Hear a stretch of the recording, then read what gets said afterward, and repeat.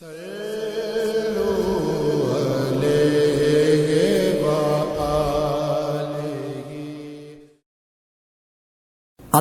بن مسلمہ نے بیان کیا کہ میں نے امام مالک رحمۃ اللہ علیہ کو پڑھ کر سنایا ابن شہاب کی روایت سے کہ حضرت عمر بن عبدالعزیز نے ایک دن عصر کی نماز میں دیر کی، پس عروہ بن زبیر رضی اللہ تعالیٰ عنہ کے پاس تشریف لے گئے اور انہوں نے بتایا کہ اسی طرح مغیرہ بن شعبہ نے ایک دن عراق کے ملک میں نماز میں دیر کی تھی جب وہ عراق میں حاکم تھے۔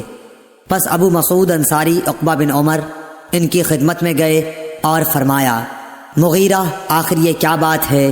کیا آپ کو معلوم نہیں کہ جب جبرائیل تشریف لائے تو انہوں نے نماز پڑھی اور رسول کریم صلی اللہ علیہ وسلم نے بھی نماز پڑھی، پھر خود جبرائیل نے نماز پڑھی تو نبی صلی اللہ علیہ وسلم نے بھی نماز پڑھی، پھر جبرائیل نے نماز پڑھی تو رسول کریم صلی اللہ علیہ وسلم نے بھی نماز پڑھی، پھر جبرائیل نے نماز پڑھی تو رسول کریم صلی اللہ علیہ وسلم نے بھی نماز پڑھی، پھر جبرائیل علیہ السلام نے کہا کہ میں اسی طرح حکم کیا گیا ہوں۔ اس پر حضرت عمر بن عبدالعزیز نے عروہ سے کہا، معلوم بھی ہے آپ کیا بیان کر رہے ہیں؟ کیا جبرائیل نے نبی کو نماز کے اوقات عمل کر کے بتلائے تھے؟ عروہ نے کہا، ہاں، اسی طرح بشیر بن ابی مسعود اپنے والد کے واسطے سے بیان کرتے تھے۔ عروہ نے کہا کہ مجھ سے عائشہ رضی اللہ تعالی عنہا نے بیان کیا کہ رسول اللہ صلی اللہ علیہ وسلم عصر کی نماز اس وقت پڑھ لیتے تھے جب ابھی دھوپ ان کے حجرے میں موجود ہوتی تھی، اس سے بھی پہلے کہ وہ دیوار پر چڑھے۔ صحیح بخاری حدیث نمبر 521۔ عروہ نے کہا کہ مجھ سے عائشہ رضی اللہ تعالی عنہا نے بیان کیا کہ رسول اللہ صلی اللہ علیہ وسلم عصر کی نماز اس وقت پڑھ لیتے تھے جب ابھی دھوپ ان کے حجرے میں موجود ہوتی تھی، اس سے بھی پہلے کہ وہ دیوار پر چڑھے۔ صحیح بخاری حدیث نمبر 522۔ ابن عباس رضی اللہ تعالی عنہ نے کہا کہ عبد القیس کا وفد رسول اللہ صلی اللہ علیہ وسلم کی خدمت میں آیا اور کہا کہ ہم اس ربیعہ قبیلے سے ہیں اور ہم آپ کی خدمت میں صرف حرمت والے مہینوں ہی میں حاضر ہو سکتے ہیں، اس لیے آپ کسی ایسی بات کا ہمیں حکم دیجئے جسے ہم آپ سے سیکھ لیں اور اپنے پیچھے رہنے والے دوسرے لوگوں کو بھی اس کی دعوت دے سکیں۔ آپ نے فرمایا کہ میں تمہیں 4 چیزوں کا حکم دیتا ہوں اور 4 چیزوں سے روکتا ہوں۔ پہلے خدا پر ایمان لانے کا، پھر آپ نے اس کی تفصیل بیان فرمائی کہ اس بات کی شہادت دینا کہ اللہ کے سوا کوئی معبود نہیں اور یہ کہ میں اللہ کا رسول ہوں، اور دوسرے نماز قائم کرنے کا، تیسرے زکوٰۃ دینے کا، اور چوتھے جو مال تمہیں غنیمت میں ملے اس میں 5واں حصہ ادا کرنے کا، اور تمہیں میں تومڑی، حنتم، قصار اور نقیر کے استعمال سے روکتا ہوں۔ صحیح بخاری حدیث نمبر 523۔ قیس بن ابی حازم نے جریر بن عبداللہ رضی اللہ تعالیٰ عنہ کی روایت سے بیان کیا کہ جریر بن عبداللہ بجلی رضی اللہ تعالیٰ عنہ نے فرمایا کہ میں نے رسول اللہ صلی اللہ علیہ وسلم کے دست مبارک پر نماز قائم کرنے، زکوٰۃ دینے اور ہر مسلمان کے ساتھ خیر خواہی کرنے پر بیعت کی۔ صحیح بخاری حدیث نمبر 524۔ شفیق بن مسلمہ نے کہا کہ میں نے حذیفہ بن یمان رضی اللہ تعالیٰ عنہ سے سنا، حذیفہ رضی اللہ تعالیٰ عنہ نے فرمایا کہ ہم حضرت عمر رضی اللہ تعالیٰ عنہ کی خدمت میں بیٹھے ہوئے تھے کہ آپ نے پوچھا کہ فتنے سے متعلق رسول اللہ صلی اللہ علیہ وسلم کی کوئی حدیث تم میں سے کسی کو یاد ہے؟ میں بولا، میں نے اسے اسی طرح یاد رکھا ہے جیسے حضور صلی اللہ علیہ وسلم نے اس حدیث کو بیان فرمایا تھا۔ حضرت عمر رضی اللہ تعالیٰ عنہ بولے کہ تم رسول اللہ صلی اللہ علیہ وسلم سے فتن کو معلوم کرنے میں بہت بے باک تھے۔ میں نے کہا کہ انسان کے گھر والے، مال، اولاد اور پڑوسی سب فتنے کی چیزیں ہیں، اور نماز، روزہ، صدقہ، اچھی بات کے لیے لوگوں کو حکم کرنا اور بری باتوں سے روکنا ان فتنوں کا کفارہ ہیں۔ حضرت عمر رضی اللہ تعالیٰ عنہ نے فرمایا کہ میں تم سے اس کے متعلق نہیں پوچھتا، مجھے تم اس فتنے کے بارے میں بتلاؤ جو سمندر کی موج کی طرح ٹھاٹھیں مارتا ہوا بڑھے گا۔ اس پر میں نے کہا کہ یا امیر المومنین، آپ اس سے خوف نہ کھائیے، آپ کے اور فتنے کے درمیان ایک بند دروازہ ہے۔ پوچھا گیا وہ دروازہ توڑ دیا جائے گا یا صرف کھولا جائے گا؟ میں نے کہا کہ توڑ دیا جائے گا۔ حضرت عمر رضی اللہ تعالیٰ عنہ بول اٹھے کہ پھر تو وہ کبھی بند نہیں ہو سکے گا۔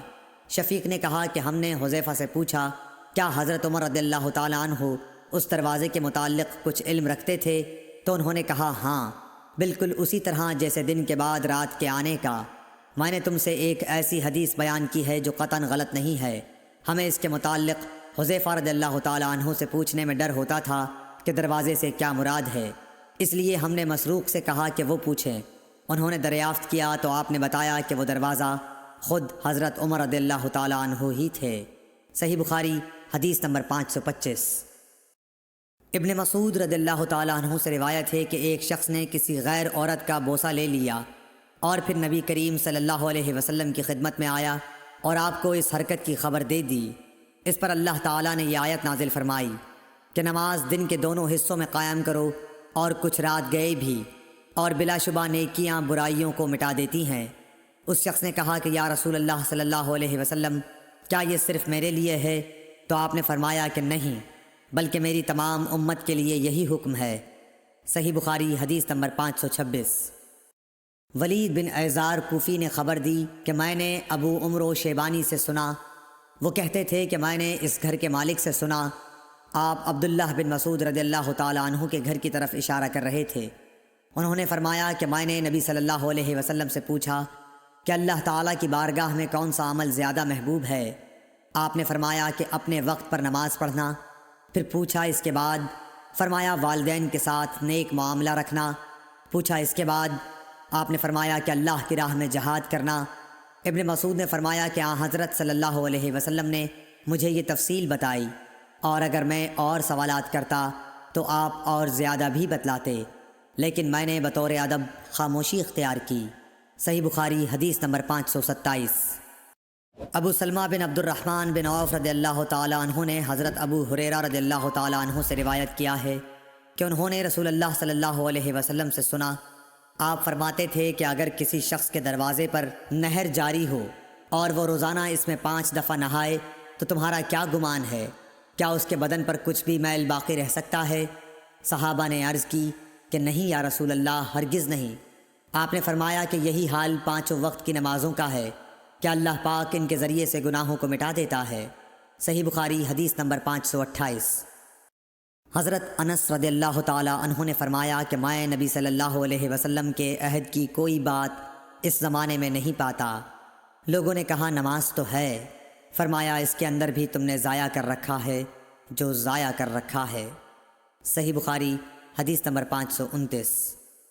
ابو عبیدہ حداد نے عبدالعزیز کے بھائی عثمان بن ابی رواد کے واسطے سے بیان کیا، انہوں نے کہا کہ میں نے زہری سے سنا کہ میں دمشق میں حضرت انس بن مالک رضی اللہ تعالیٰ عنہ کی خدمت میں گیا، آپ اس وقت رو رہے تھے۔ میں نے عرض کیا کہ آپ کیوں رو رہے ہیں؟ انہوں نے فرمایا کہ نبی کریم صلی اللہ علیہ وسلم کے عہد کی کوئی چیز اس نماز کے علاوہ اب میں نہیں پاتا، اور اب اس کو بھی ضائع کر دیا گیا ہے۔ اور بکر بن خلف نے کہا کہ ہم سے محمد بن بکر برسانی نے بیان کیا کہ ہم سے عثمان بن ابی رواد نے یہی حدیث بیان کی۔ صحیح بخاری حدیث نمبر 530۔